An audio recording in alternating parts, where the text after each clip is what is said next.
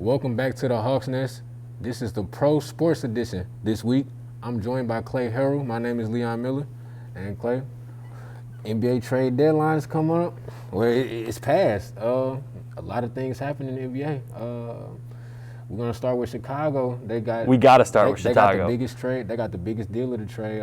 They got Vucevic, and they traded away their starting center Wendell Carter, and a few other assets to gain them.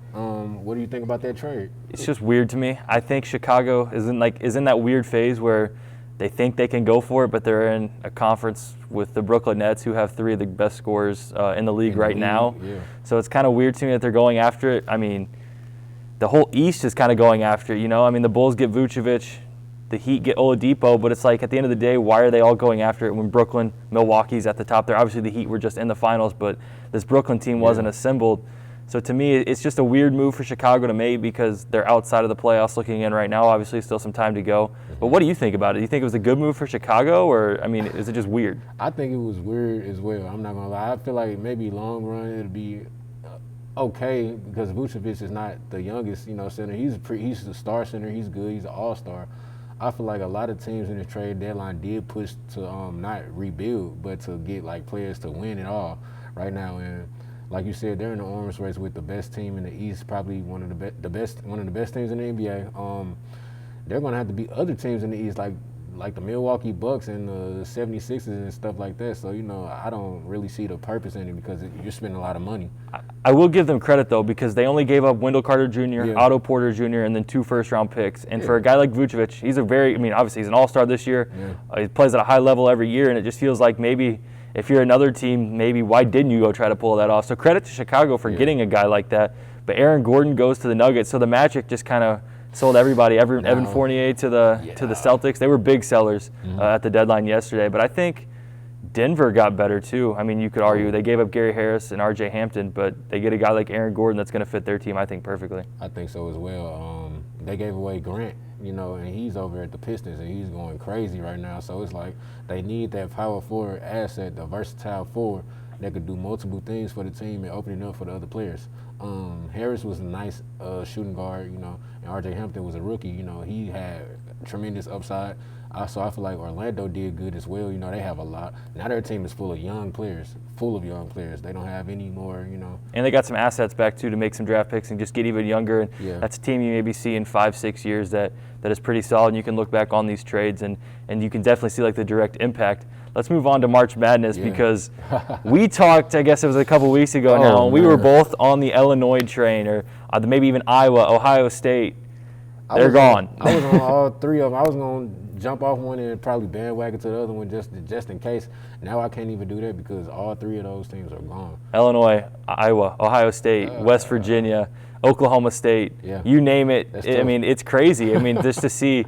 Do you think this has more to do with the fact that the top teams just maybe weren't miles better than everybody, or just the weird year just kind of carried over into the tournament? I feel like it's a combination of both, and I feel like the top teams not being, too much better than everyone else did play a factor because you don't have any fear factor going on. Like, there's no team scared to play anybody, and that does make a difference, especially in college basketball.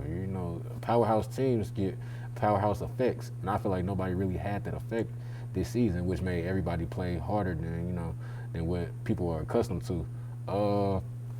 But yeah, I definitely didn't expect it to go like this. Either way, I don't know what's going on in March Madness right now. Oral Roberts is pulling I was gonna say when Ohio State lost, it was just like this. It was kind of like an oh-no moment. Like anything could happen after that. And then Texas goes down to Abilene Christian, and then you're looking at it and you're like, okay, here we go. And that was only round one. Yeah. I think this has definitely been, and you might agree or disagree, this has been the craziest tournament, at least in recent history. This got to be the craziest tournament because now it's like either people, the way the bracket set up now, either one team is going to win. People expect Gonzaga to win now, the way the tournament set up, or nobody knows who's going to win. So it's got to be one of the craziest brackets like ever. Oh, yeah, anything can happen at this point. Let's move on now. Last thing of the day, baseball opening day is right around the corner. It's going to be way too early, but let's give some World Series predictions. I'm going to let you go first because I want to hear what you got.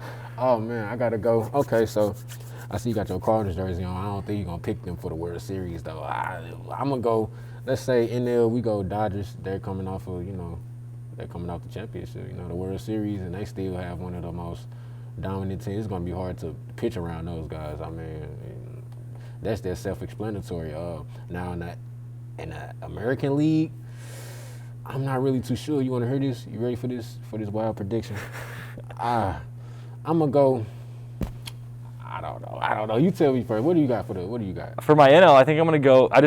The Dodgers are good. They added the Cy Young in the NL from last year with Trevor Bauer. I think it's hard to pick against them, but I'm going to take the Braves. Oh. Braves were a team that had the Dodgers down 3-1. Yeah. I think maybe they can get back to that point, and they're good enough to get there, and I think get to the World Series. For the AL, I'm going to take the Yankees. I think the Yankees are just kind of that team. I mean, they're good. I mean, like the Rays are there. The Yankees added Tyon. And they still have Stanton. They still have Judge. They still have DJ LeMahieu. Yeah, you want to talk kind of hard to pick against the Yankees. So you want to talk about a team hard to pitch around? You can't pitch around the Yankees. That's the thing. Like, yeah, you got Giancarlo Stanton, you got Aaron Judge and stuff like that. That's actually the team that I was going to pick. So I feel like I think the Dodgers and Yankees is like the dream matchup too. For like the MLB, LA, New York, I think that would be a pretty big matchup, and it would be fun to see because those are two of the best teams right now. But I think that's all we have for the Pro Sports edition of Hawks Nest. We'll be back here soon with some more pro sports and some CMO sports. So for Leon Miller, I'm Clay Harrell, and we say have a great week.